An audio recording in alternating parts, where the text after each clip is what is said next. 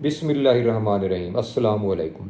मैं हूं नज़ीर अहमद विर्क एडवोकेट अपने यूट्यूब चैनल पब्लिक अफेयर के साथ।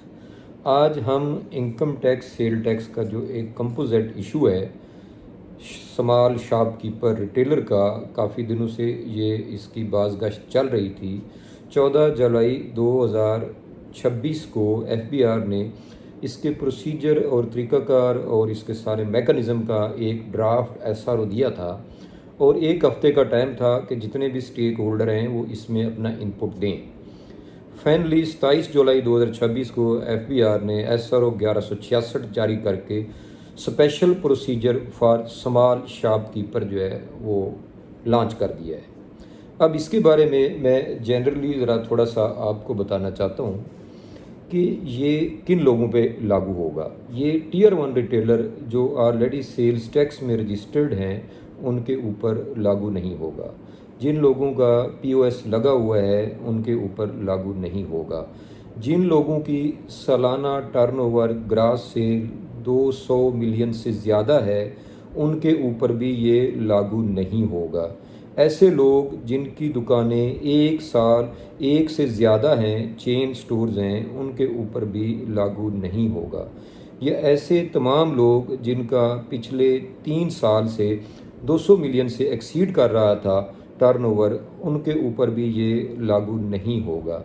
उसके अलावा ये प्रोसीजर जो है एक्सक्लूजन दे रहा है ऐसे इनकम टैक्स रिटर्न फाइलर को, वो इस प्रोसीजर में नहीं आएंगे जिनका पेएबल टैक्स साल 2025 में जो इस स्कीम में आएंगे 26 में उससे ज़्यादा हो बनता है, तो वो भी इस स्कीम में नहीं आ सकेंगे। अब इस स्कीम में कौन लोग आ सकेंगे? इस स्कीम में वो तमाम लोग आएंगे जो सेक्शन 3 सेल्स टैक्स का सेक्शन 3 सब सेक्शन 9 में पहले से टीयर 2 रिटेलर हैं। टीयर 2 रिटेलर का मतलब वो है वो तमाम लोग जिनकी सेल्स टैक्स की रजिस्ट्रेशन नहीं बनती और पहले वो सेक्शन 3 सब सेक्शन 9 के तहत बिजली के बिल में अपना 5% और 7.5% एक्स्ट्रा टैक्स पे कर रहे हैं, वो टीयर 2 रिटेलर हैं। इनका कोई बिलो थ्रेशोल्ड नहीं है। कम से कम इनकी कम से कम जो सेल की लिमिट है वो कानून में नहीं दी गई हुई और इस एसआरओ में भी नहीं है। अब बज़ाहिर इसमें ये लग रहा है कि टीयर 1 के अलावा ऑलरेडी जो पहले से रजिस्टर्ड हैं, जिनका पीओएस लगा हुआ है, जो डिजिटल इन्वेस्टिंग जारी कर रहे हैं, जिनकी सेल 200 मिलियन से ज़्यादा है, उनके अलावा जितने तमाम छोटे दुकानदार हैं जिनके बिल के ऊपर पहले 5% एक्स्ट्रा टैक्स लग के आ रहा था, वो तमाम इस स्कीम में आएंगे। अब ये स्कीम क्या है? ये स्कीम किस लिए है, किस साल के लिए? अब इसको वो कहता है ये साल 2026 के लिए है। अब इसमें आगे जाके वो कह रहे हैं ये उन तमाम लोगों के लिए जिनकी सेल 200 मिलियन से ज़्यादा कम है, यानी कि जिनकी सेल 20 करोड़ से कम है। अब इसमें एक्सक्लूजन मैंने पहले आपको बता दी कि 200 मिलियन वाले निकल जाएंगे, टीयर 1 रिटेलर निकल जाएंगे, जिनकी पिछले 3 साल में जो है ना सेल 200 मिलियन में कहीं बढ़ी हो वो निकल जाएंगे। उसके बाद इंजीनियर, ज्वेलर, डॉक्टर, लायर वो इसमें नहीं आएंगे और ऐसे तमाम दुकानदार जिनकी एक से ज़्यादा दुकानें हैं वो भी इसमें नहीं आएंगे। अब इसकी रजिस्ट्रेशन कहाँ होगी? इसकी तरतीब वाइज चलते हैं, बाकी तमाम इस नई स्कीम में आ जाएंगे। अब इसकी रजिस्ट्रेशन कहाँ होगी? रजिस्ट्रेशन आयरिस के पोर्टल पे होगी, रजिस्ट्रेशन मोबाइल ऐप पे होगी, या जो करीबी टैक्स ऑफिस है उस पे जाके इसकी रजिस्ट्रेशन होगी। अब इसमें आगे जाके वो कहता है वॉलंटरीली रजिस्ट्रेशन, जिसे हम कहते हैं रज़ाकाराना तरीक़ाकार। इसमें उन्होंने ये कहा है कि ऐसे दुकानदार जो पहले से अपनी इनकम टैक्स रिटर्न फाइल कर रहे हैं और वो समझते हैं कि वो नॉर्मल रिटर्न से इस स्कीम में आना चाहें तो उनको फ़ायदा है, या वो भी इसमें आ सकते हैं।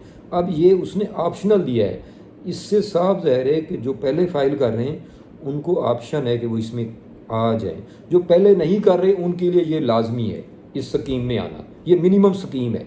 अच्छा, उसके बाद वो कहता है इसमें रेट ऑफ टैक्स क्या है? वो कहते हैं जी इसमें rate of tax 1% of the turnover, जो आपकी ग्रास सेल है उसका 1% जो है ना इसका रेट ऑफ टैक्स है। उसके अलावा जो है ना जो आपका जहाँ कहीं टैक्स कटा है, जो टैक्स विद हेल्ड हुआ है, वो इससे माइनस हो जाएगा और बाकी आपको 1% पे करना पड़ेगा। हाँ, अगर आपका जो डिडक्शंस हैं, जो कटौती हुई है, वो आपकी टैक्स 1% पेमेंट से बढ़ जाती हैं तो आपको रिफ़ंड नहीं मिलेगा। अब इसमें मिनिमम टैक्स क्या है? मिनिमम टैक्स इसमें 25,000 है। अगर आपका सेल का 1% जो है वो 25,000 से कम बनता है तो फिर आपको 25,000 देना होगा। अगर आपका 1% 26,000 बनता है तो फिर 26 देंगे। अगर 1% आपका 25,000 से कम बनता है तो फिर मिनिमम टैक्स आपको 25,000 देना होगा। आगे जाके वो ऑडिट के बारे में कह रहा है, तो जो बंदा इस स्कीम में आ जाएगा उसको कोई ऑडिट, कोई स्क्रूटनी, कोई चेकिंग नहीं होगी, माँ सिवाय के बोर्ड के पास कोई थर्ड पार्टी इन्फॉर्मेशन ना हो कि इस बंदे के अखराजात ज़्यादा हैं और इसकी आमदन कम है, इस बंदे की ट्रांजैक्शन अनयूजुअल हैं, या इसने कोई बहुत ज़्यादा एसेट ख़रीद कर लिए हैं अपनी सेल से। अब आगे जाते हैं इसकी रिटर्न कैसे फ़ाइल करनी है।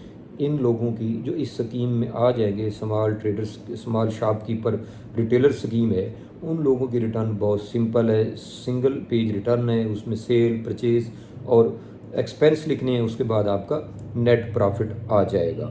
उसके बाद वो कहता है विद होल्डिंग प्रोविजन। इसमें जो बंदा इसमें आ जाएगा वो अपनी परचेजेज के ऊपर सेक्शन 153 153 का टैक्स विद होल्ड नहीं करेगा। वो 113 का मिनिमम टैक्स 1.25% पे नहीं करेगा। आगे वो कहता है जी डिफ़ॉल्ट सरचार्ज। अब जो बंदा, जो स्मॉल दुकानदार, ये लगनी सिर्फ दुकानदार पे है जिसकी आमदन सिर्फ और सिर्फ रिटेल शॉप से है, उस पर लगेगी। अगर किसी की रिटेल शॉप की आमदन भी है और उसके अलावा भी है तो रिटेल शॉप की आमदन पे ये स्कीम लगेगी। जो अलावा आमदन है, अदर सोर्स है, वो नॉर्मल में टैक्स होगा। रिटेलर के अलावा इसमें कोई और नहीं आएगा और सिंगल दुकान वाला रिटेलर इसमें आएगा। अच्छा, आगे जाते हैं, वो कहते हैं डिफ़ॉल्ट सरचार्ज। अब अगर कोई दुकानदार इस स्कीम में नहीं आता, जो कि टीयर 2 रिटेलर है, उसका बिजली के बिल के ऊपर एक्स्ट्रा टैक्स काट रहा है, लेकिन साल 2026 की जो रिटर्न है वो इस स्कीम के अंदर फाइल नहीं करता, तो उसको इब्तदाई तौर पे 10,000 टैक्स लगे, 10,000 रुपये उसको जुर्माना लगेगा। उसके बाद क्या होगा कि 1 महीने के वक्फे के बाद फिर भी वो नहीं करता तो उसको नोटिस किया जाएगा और उसकी अगर कंप्लाइंस नहीं करेगा तो उसको जुर्माना हो जाएगा 25,000। और उसके 1 महीने बाद अगर फिर भी वो रिटर्न फाइल नहीं करेगा तो उसका जुर्माना हो जाएगा 50,000 और उसके बाद उसके खिलाफ कानूनी चाराजोई होगी। अब जो इस स्कीम में आ जाएगा उसको ना POS लगवाना होगा, ना उसको डिजिटल इन्वेस्टिंग सिस्टम लगाना होगी। अच्छा, इसमें इम्प्यूटेबल इनकम, जो हमारे वकील दोस्त हैं वो इसको समझ सकते हैं कि अगर कोई टीयर 2 रिटेलर इस स्कीम के तहत अपनी रिटर्न फाइल करता है तो वो अपने अदाशुदा टैक्स की बुनियाद पर भी अपनी इनकम को रिवर्स कैलकुलेट कर सकता है, इम्प्यूटेबल इनकम इससे ले सकता है। अब आगे जाके वो कहता है कंप्लेंट शॉपकीपर प्लेट। अब जो दुकानदार इस स्कीम के तहत रजिस्टर्ड हो जाएगा, अपनी रिटर्न फाइल कर देगा, उसको एक ग्रीन प्लेट मिलेगी जिसके ऊपर FBR का QR कोड होगा, शॉपकीपर का नाम होगा, उसका टैक्स नंबर होगा, उसका एड्रेस होगा। उसको हम कहेंगे कंप्लेंट शॉपकीपर प्लेट। वो दुकानदार अपनी दुकान के बाहर लगाएगा, जिस दुकान के बाहर वो लगी होगी, माँ सिवाय के थर्ड पार्टी इन्फॉर्मेशन ना हो, FBR का कोई मुलाजिम, कोई अफीसर किसी भी सूरत में उस दुकान में दाखिल नहीं होगा, उससे कोई पूछ नहीं करेगा। ये एक SRO आया है, लेकिन इसमें थोड़ी सी जो है ना वो कन्फ्यूजन मेरे जहन में ये आ रही है कि इसमें FBR ने ये SRO में कहीं नहीं बताया कि ये कितने सालों के लिए, ये ऑनवर्ड या साल 2026 के लिए मखसूस है या आने वाले सालों के लिए भी है। अभी तो ये बज़ाहिर इसमें ये लग रहा है कि साल 2026 की रिटर्न फाइल हो रही है, हालांकि ये SRO 27 जुलाई को आया है। मोस्टली जो भी कानून बनता है वो प्रॉस्पेक्टिव होता है, आगे को जाता है। इसका 27 जुलाई को आने का मकसद तो ये है कि ये साल 2027 पे लगेगा। 27 जुलाई 2026 को आया है, साल 2026 क्लोज़ हो चुका है, लेकिन इसमें बार बार वो कह रहे हैं कि साल 2026 की रिटर्न जो हम अब फाइल करेंगे तो उसके ऊपर, उन सब के ऊपर लागू होगा जो टीयर 2 रिटेलर हैं, जो पहले रिटर्न फाइल नहीं करते या जो पहले रिटर्न फाइल करते हैं, अभी वो समझते हैं कि इस स्कीम में बेहतर हमें फ़ायदा होगा तो वो इस स्कीम में आ सकते हैं। दिस मीन्स कि इस साल की रिटर्न के ऊपर ये लागू है और इस स्कीम में जो नहीं आएगा उसके ऊपर 10,000, 25,000, 50,000 जुर्माने भी हैं। तो ये एक नई स्कीम FBR ने लॉन्च की है, मैंने आप दोस्तों के सामने रख दी है। और मुझे बज़ाहिर पहले 2 साल पहले एक स्कीम आई थी FBR की, आप दोस्तों को याद होगा, ताजर दोस्त स्कीम, जो बुरी तरह से फ्लॉप हुई, बुरी तरह से पिट गई। चंद 100 लोगों के अलावा लोग इसमें नहीं आए।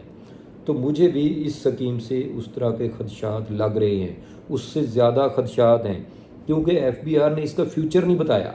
ये स्कीम कितने सालों के लिए? अगर मैं 1% के चक्कर में कोई भी टैक्स पेयर इस साल अपनी सेल बढ़ा देता है तो अगले साल उसके साथ क्या होगा? क्या अगले साल वो 1% पे करेगा या अगले साल उसको नॉर्मल रिटर्न में जाना पड़ेगा? इस साल किसी भी वजह से वो 1% टैक्स दे के अपनी इम्प्यूटेबल इनकम के मुताबिक अपना प्रॉफिट बढ़ा लेता है, या 1% टैक्स दे के रूटीन में अपनी सेल परचेज बना के अपना प्रॉफिट बढ़ा लेता है, तो अगले साल उसका क्या ट्रीटमेंट होगा? उसको जो सेल थी, अगर ये स्कीम अगले सालों पे नहीं जाएगी तो जो सेल थी उसको उस हिसाब से प्रॉफिट एंड लॉस बनाना पड़ेगा। इसमें थोड़ी सी वजाहत तलब है, FBR इसको वजाहत कर दे कि ये स्कीम आने वाले सालों के लिए फॉर एवर है, ये स्कीम 1 साल के लिए, 3 साल के लिए, 26 के लिए, तो इसके ऊपर वजाहत अभी दरकार है। बहुत शुक्रिया, जज़ाकल्लाह, अल्लाह हाफ़िज़, अस्सलामु अलैकुम।